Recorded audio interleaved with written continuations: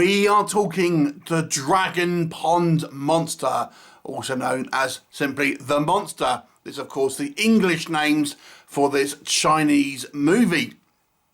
And we reviewed a few Chinese monster movies on the channel, and they all kind of follow a similar pattern. This is true of this one, more or less.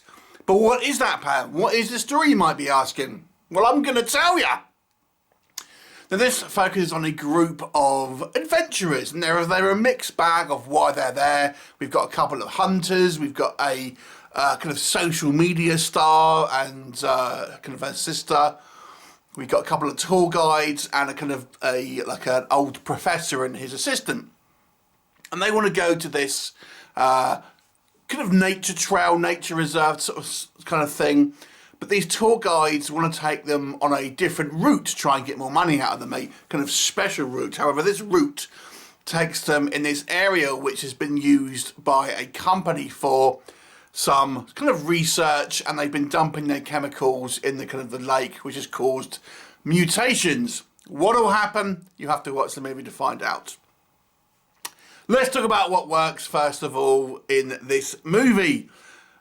So kind of these movies are so similar in nature in regards to every other type of these kind of like Chinese kind of monster movies. The kind of the critiques I have tend to be very similar.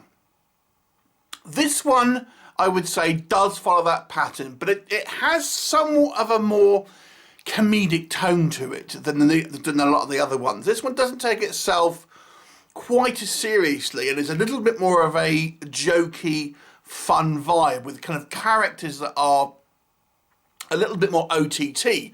Now, I don't know if it necessarily makes it better exactly, but the characters seem a little bit more defined and a little bit more memorable, perhaps, at least for me, than some of these other ones, which tend to have a lot more kind of stock characters. This is still true of this movie. You know, we've kind of got the the kind of the our male hero who seems to be able to pull it out the bag, even though he's kind of got, you know, somewhat of a little bit of a checkered past, things like this. Very kind of like, again, stock characters, but having this slightly more of a tongue-in-cheek tone where the characters are kind of like, don't seem quite real exactly. Some of the dialogue here admittedly is hokey and doesn't seem particularly realistic, but nonetheless, the characters that benefit from being a little bit more memorable from time to time. This movie, I think, uses a little bit of more practical effects than a lot of other ones as well. There's a couple of close-up shots here where it appears that some of the effects look like they were practical. No, I don't know for sure, but because the CGI is kind of quite poor in this movie. But there are one or two effects here. Well, I did think maybe they've used some practical effects, which I think looks a hell of a lot better on screen. And very much like the rest of these kind of like Chinese kind of monster movies, they're kind of filming on location, and they're kind of like this kind of, forest vista and stuff like that. That translates well to screen. It looks very kind of lush, especially because it's obviously filmed on that kind of side of the world. You know, watching it from Western eyes, it all seems kind of very tropical and luscious, and kind of, you know, it looks kind of like a lot more interesting than maybe we think we're filmed in, say, America or maybe England, where we're kind of a bit more used to the kind of like the vegetation and things like that, and the kind of the way the kind of the land looks around there.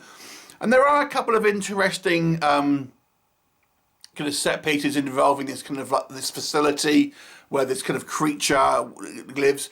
In regards to the creature, we'll come on to the kind of the CGI, but the design here is a little interesting, I would say.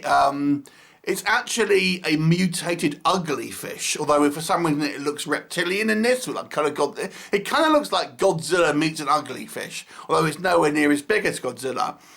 And I have mixed feelings on the design, because it kind of looks a little goofy, but I thought it looked somewhat original. I mean, it still is a kind of a biped, lizard.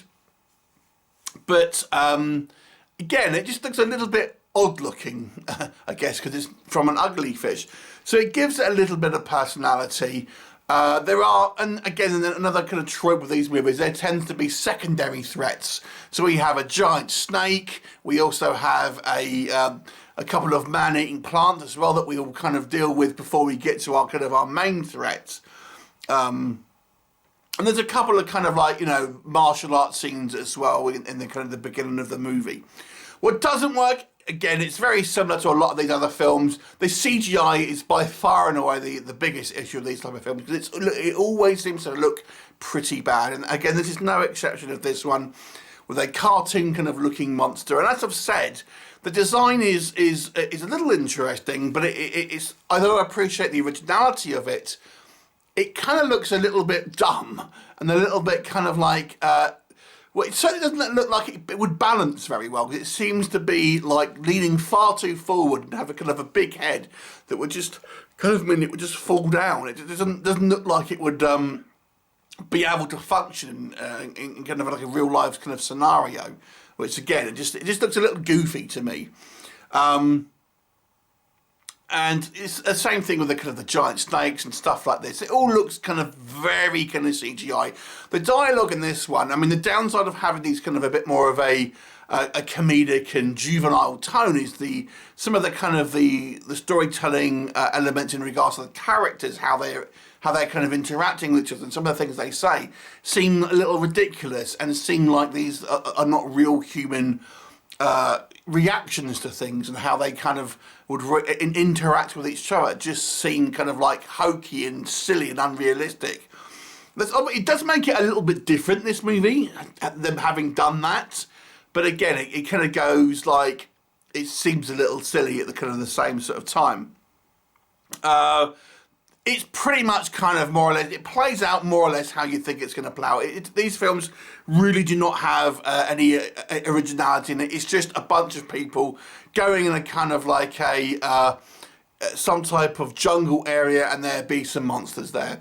This seems to be literally the plot of every single one of these movies, you know, with kind of mild differences about how they end up there.